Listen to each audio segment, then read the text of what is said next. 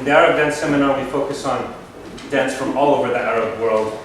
We do the Moroccan, and we do Algerian, we do Lebanese. Yet this one is focused entirely on Egypt. And the reason I'm focusing on Egypt is, one, we had a revolution. What I thought is maybe this is a great time to focus on what Egypt has given the dance community in the United States so far, what it's been like over generations and generations, what dance has meant to the Egyptian person, the Egyptian soul, chance to ask and answer specific questions that people always think about. This is the reason for this seminar. The Malaya dance is a generic kind of a character dance that Mahmoud created to represent a specific character, and in this particular case, he picked Alexandria to represent that character. So it's a big black sheet. They use it to wear like a coat. So when you go out of the house, you grab your coat, and then when you reach your destination, you take it off. The Malaya as a prop is very conducive to lots of tricks, because you have this big sheet, and so you can wrap around. So the women from Alexandria are known to be the most kind of daring. They're not the shy type, and so he kind of created this character of Alexandrian woman who's using the Malaya in the complete opposite sense of its use in the daily life. So she's using the Malaya to flirt, basically.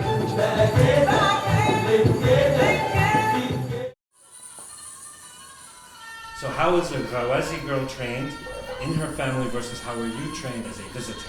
I think it was pretty much the same, because they're trained by mimicking their older sisters, their aunts, their mothers, their grandmothers. I witnessed them when I would go for dinner sometimes. Some of the younger girls would be working in the kitchen and serving and helping out, but they in turn get training and clubs, and I just learned by watching them. I didn't have a formal teacher. Until I went to Egypt, my formal teachers were the Reda people.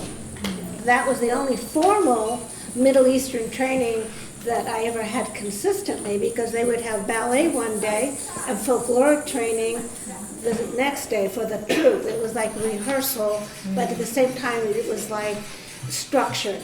It was Mahmoud Reda who would bring people like Samia Gamal to train me, or Nezla El Adel. He made it all possible.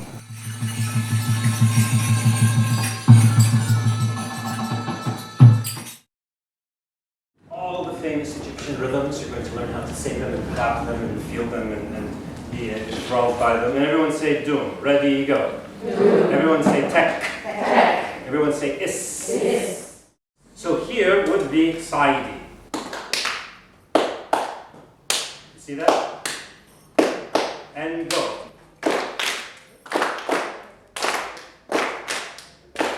Good. So here's the word Zaghrafat. Very good. Zaghrafat means decoration. So what we do is we decorate all the rhythms. We will sing one famous Egyptian song together in the Arabic language. So this song is considered, well, because it's the right age of 42 years old, that it's actually a part of, we can't say traditional repertoire or folklore, but it's part of the classics. So it's part of ونعسنا واللي شبكنا يخلصنا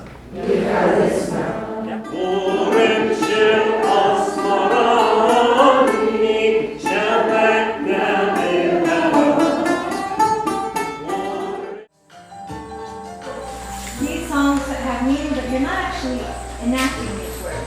That would be a form of pantomime. This is not like that. This piece, I think of it more as embodying the words.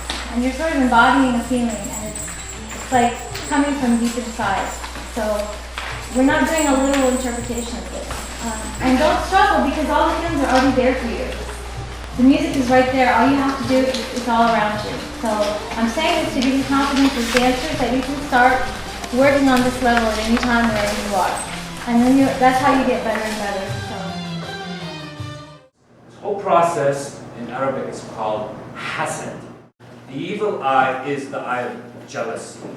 the person who receives the evil eye is the one who gets punished. Meaning that if somebody gives you the eye, the hand blocks it. And it's a culture that promotes modesty. The reason that women cover is it's an extension of the act of being humble and to not attract jealousy. So it won't actually help just wearing the hand, the khamsa, the hand of Allah. It won't help unless you actually believe it. And then when you believe it, you change your behavior. And when you change your behavior, you don't attract envy. People just concentrate on the movement, and the point is to get dizzy and tired. If people think, oh, I want to stop, I'm getting dizzy. No, you should get dizzy. Because when you're dizzy, then you don't have the rational function to question what you're doing. It's like, am I wearing the right pants for this birthday party? You know,